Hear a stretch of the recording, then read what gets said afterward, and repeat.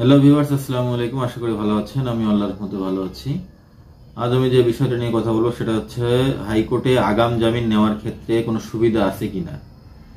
যখন কোনো মামলা কারো বিরুদ্ধে হয় তখন জামিন নেওয়ার যে সিস্টেমটা সেটা হচ্ছে প্রথমে চিফ জুডিশিয়াল কোর্ট, অর্থাৎ আমরা যেটাকে ম্যাজিস্ট্রেট কোর্ট বলে থাকি, নিম্ন আদালত বলি, এই আদালতে হাজির হয়ে তাকে জামিন নিতে হবে এবং এই আদালত জামিন যদি নামঞ্জুর করে তাহলে পরবর্তীতে আদেশের বিরুদ্ধে জেলা দায়রা আদালতে অর্থাৎ জজ কোর্টে মিসকেস করতে হয়।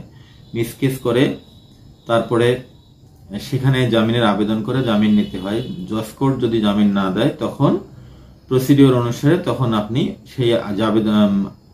সেই জামিন নামঞ্জুরের আদেশ তুলে এবং ওই মামলার এজাহার চার্জশিট সহ যে আরো প্রয়োজনীয় কাগজপত্র আছে সেই কাগজপত্র তুলে আপনি হাইকোর্টে গিয়ে জামিনের আবেদন করবেন।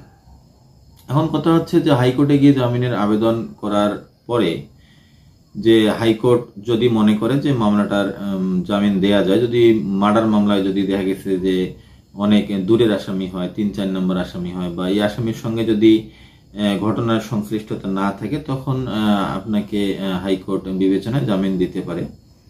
সেটার সময়কাল কমপক্ষে 1 মাস বা 2 মাস বা 3 মাস হলে সবচেয়ে ভালো হয়। 3 মাস হলে সাধারণত জামিন দিয়ে দেয়। আর যদি 1 নম্বর আসামি হয়ে থাকে বা 2 নম্বর আসামি, যে আসামি সরাসরি খুনের সঙ্গে জড়িত ছিল, তখন সেক্ষেত্রে হাইকোর্ট হয়তো প্রথম অবস্থায় জামিনটা দিবে না।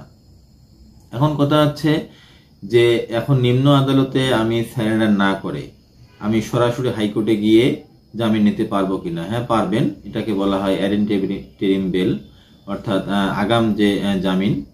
এই আগাম জামিন হাইকোর্ট আপনাকে 4 সপ্তাহ বা 6 সপ্তাহের একটা জামিন দিয়ে থাকে। এই 4 সপ্তাহ এবং 6 সপ্তাহ আপনাকে পুলিশ কোনো হয়রানি করতে পারবে না, গ্রেফতার করতে পারবে না। কারণ 4 বা 6 সপ্তাহ পরে আপনার অবস্থা কি হবে? এই 4 সপ্তাহ বা 6 সপ্তাহ পরে যেটা হাইকোর্ট আগাম জামিন দিল, তারপরে আপনাকে নিম্ন আদালতেই আবার সারেন্ডার করতে হবে।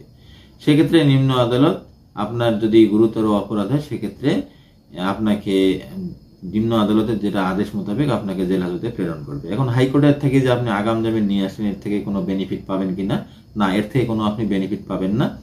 আপনি যে আপনার মামলা হওয়ার পরে থেকে যে 1 মাস বা 1.5 মাস বা 2 মাস আপনি একটু ফ্রিলি মুভমেন্ট করতে পারলেন, একটু উকিল ধরার ক্ষেত্রে সুবিধা করতে পারলেন, একটু পরামর্শ করার ক্ষেত্রে সুবিধা করতে পারলেন, বা আপনি বিভিন্নভাবে আপনি এই মামলার বিষয়ে আপনি জানতে পারতেছেন, মুভ করতে পারতেছেন, এই সুবিধার জন্য আপনাকে হাইকোর্ট 6 সপ্তাহের একটি আগাম জামিন দিয়েছে। এই 6 সপ্তাহের আগাম জামিন নিম্ন আদালতে কনসিডার করার কোনো সুযোগ নেই। যেই দিন জামিনের মেয়াদ শেষ হবে সেই দিন আপনি নিম্ন আদালতে সারেন্ডার দিয়ে আপনাকে জামিন চাইতে হবে। নিম্ন আদালত সেক্ষেত্রে হাইকোর্টের যে পূর্বের যে আগাম জামিন ছিল সেই মেয়াদ শেষ হয়ে গেছে, সেই জামিন বিবেচনা করার কোনো বিবেচনা আমলে নিবে না, বিবেচনা করবে না। আপনাকে অবশ্যই নিম্ন আদালতে সারেন্ডার করে জামিন চাওয়ার ক্ষেত্রে নতুন করে আপনাকে জামিন চাইতে হবে। আপনাকে নিম্ন আদালতে জামিন চাওয়ার ক্ষেত্রে অবশ্যই আপনাকে নতুন করে আপনি জামিন চাবেন। এক কথা, হাইকোর্টের যে পূর্বের জামিন ছিল সেই জামিনের কোনো মূল্য থাকবে না। তাহলে হাইকোর্টে আপনার আগাম জামিন নিয়ে লাভ কি? যে আগাম জামিন নিয়ে আপনি ফ্রিলি মুভমেন্ট করবেন, বিভিন্ন উকিল ধরাধরি করবেন, এটাই আপনার লাভ, আর কোনো লাভ নেই।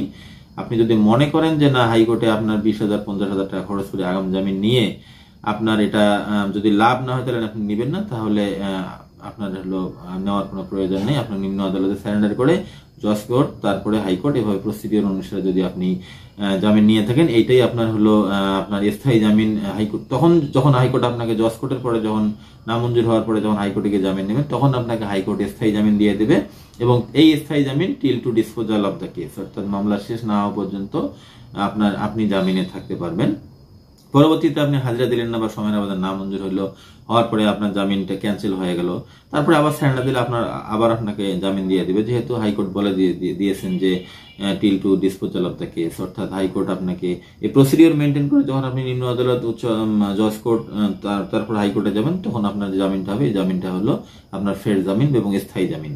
আপনার হাইকোর্ট থেকে এখানে সারেন্ডার না করে হাইকোর্ট থেকে আগাম জামিন নিয়ে আসার মধ্যে কোনো সার্থকতা নেই বা কোনো বেনিফিট নেই বা কোনো লাভ নেই। আপনাকে এটা হচ্ছে আপনার এমনি একটা মাইন্ড স্যাটিসফ্যাকশন যে আপনি আগাম জামিন নিয়েছেন 1 মাসের জন্য বা 1.5 মাসের জন্য, এই জামিন নিয়ে আপনার কোনো লাভ নেই।